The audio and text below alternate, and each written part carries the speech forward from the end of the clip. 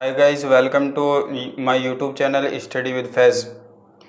आज का टॉपिक शुरू करने से पहले आप सबसे एक छोटी सी अपील कि हमारे चैनल को सब्सक्राइब कीजिए, लाइक कीजिए एंड शेयर कीजिए ताकि हमारी वीडियो हर स्टूडेंट तक पहुंच सके और इससे आसानी से हर कॉन्सेप्ट को समझ सके।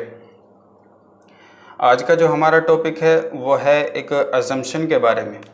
अजम्पशन हम पढ़ेंगे सोम के अंदर जो बेसिक अजम्पशन है वे कौन कौन से हैं, कैसे हैं। ऐसे ही हम अजम्पशन के ऊपर छोटे छोटी सीरीज़ लाते रहेंगे, छोटे छोटे वीडियो।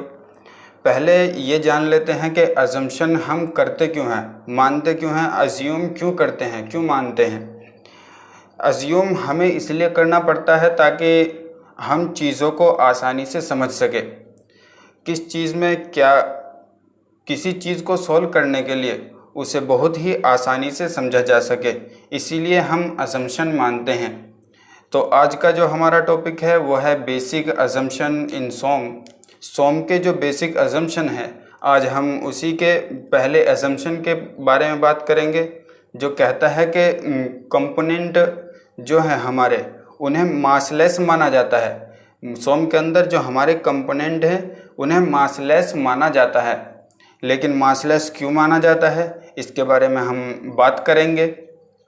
चलिए हम चलते हैं अपने टॉपिक की ओर, थोड़ा सा लिख लेते हैं। देखिए, सोम का जो पहला अजम्पशन है वो कहता है components are assume to be massless. जो हमारे कंपोनेंट है उसे हम अज्यूम करेंगे कि ये मासलेस है, इनका कोई मास है ही नहीं। अगर कहीं वो मासलेस मास हमें देगा तो तब हम उसे उसका मास कंसीडर करेंगे, वरना सोम के अंदर हम हर कंपोनेंट को मासलेस ही मानते हैं क्योंकि उसका मास है ही नहीं। अब ये जानना हमें बहुत ज़रूरी है कि सोम के अंदर हम मासलेस क्यों मानते हैं, किसी भी कंपोनेंट को हम मासलेस क्यों मानेंगे, इसके बारे में जानना बहुत ज़रूरी है। तो इसे जानने के लिए हम एक छोटी सी कहानी के ऊपर चलते हैं।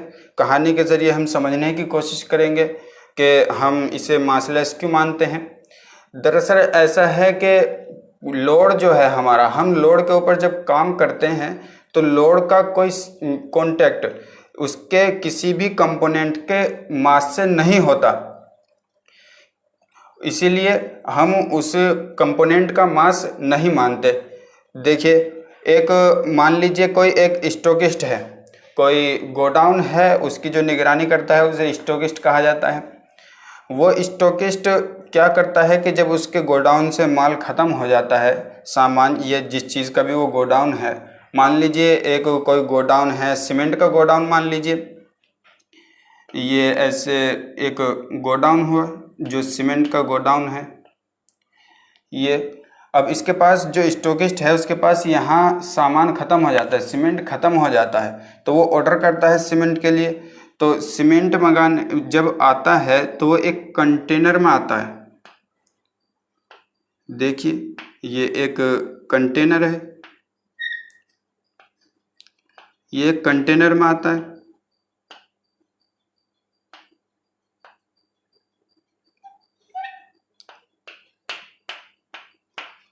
जो सीमेंट है हमारा ये कंटेनर में आता है। अब ये स्टॉकिस्ट है, ये दो बंदों को हायर करता है इस कंटेनर को खाली करवाने के लिए। तो वे दो बंदे आते हैं और क्या करते हैं, यहाँ से सीमेंट को उठाकर और गोडाउन के अंदर डालते हैं। मान लीजिए ये कोई दो बंदे हैं, एक बंदा ये हुआ,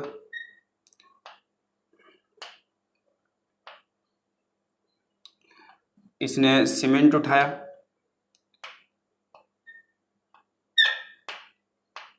और एक बंदा ये हुआ,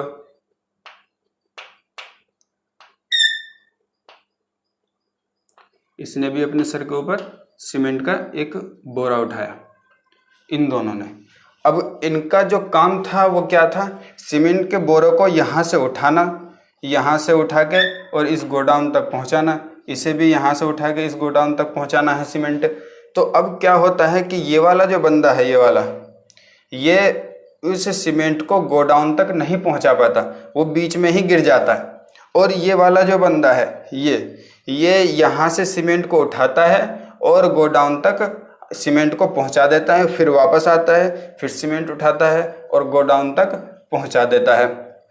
अब यहाँ ये समझना बहुत ज़रूरी है कि इसके अंदर हमारा जो पर्पज़ है, पर्पज़ को समझना बहुत ज़रूरी है कि हमारा पर्पज़ किसने सोल्व किया, ना कि ये देखना कि किसका मास ज़्यादा है किसका मास कम है। हमारा जो पर्पज़ है वो इस बंदे ने सोल्व कर दिया, लेकिन ये बंदा सोल्व नहीं कर पाया। तो हमें ये देखना है कि हमारा जो आने वाला लोड है किसी भी कंपोनेंट के ऊपर, वो कंपोनेंट हमारे लोड को ट्रांसफ़र कर पाता है या नहीं। इन्होंने क्या किया, यहाँ से सीमेंट उठाया, ये लोड उठाया, लोड ही तो है, सीमेंट जो है लोड है, इसे यहाँ से उठाया और गोडाउन के अंदर भेजा। तो यहाँ से लोड को उठाकर वहाँ ट्रांसफ़र किया उसने। तो ऐसे ही हमें सोम के अंदर देखना है कि हमारे जो कंपोनेंट हैं वो कंपोनेंट हमारे लोड को सही तरीके से ट्रांसफ़र कर पाते हैं नहीं, बस इससे ज़्यादा हमें कुछ नहीं देखना। हमें उसके मास से कोई मतलब नहीं, मास उसका कितना ही कम हो कितना ज़्यादा हो, हमें मास से कोई मतलब ही नहीं है। हमें बस ये देखना है कि हमारा जो लोड है वो सही तरीके से और सही जगह पर ट्रांसफ़र हो जाए। चलिए एक और एग्जांपल ले लेते हैं। आपने देखा होगा कि ये पुराने ज़माने में जो ब्रिज बनते थे, पुल, उसमें जो था बीम ऐसे बनाए जाते थे, ऐसे करके बीम बनाए जाते थे। ये इसकी हाइट हुई, ये इसकी हाइट हुई। और अब आज के ज़माने में अगर हम देखें तो बीम कैसे बनाए जाते हैं,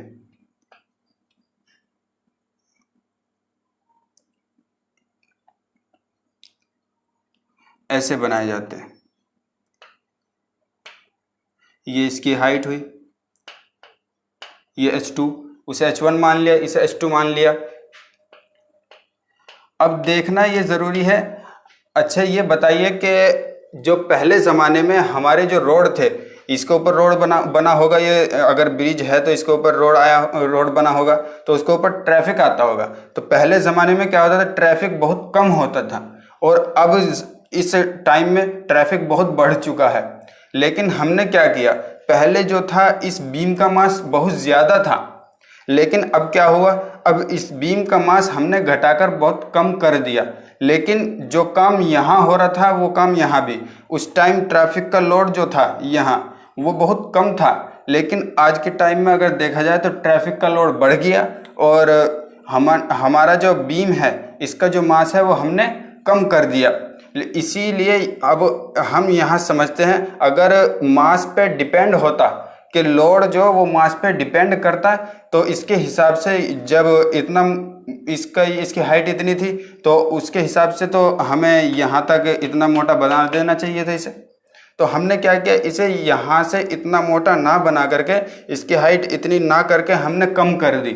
तो इससे ये प्रूफ होता है कि हम जो लोड हम ट्रांसफ़र कर रहे हैं वो कंपोनेंट हमारा लोड ट्रांसफ़र कर पाए। बस हमें ये देखना है, मास से कोई संबंध नहीं है किसी लोड का। उम्मीद है आप सबको ये छोटा सा एग्जांपल समझ में आया होगा। Thank you for watching this video. Like कीजिए, वीडियो को सब्सक्राइब कीजिए और ज़्यादा से ज़्यादा लोगों तक पहुंचाने की कोशिश कीजिए। मिलते हैं अगले वीडियो में जिसमें हम दूसरे असम्पशन की बात करेंगे। चलिए।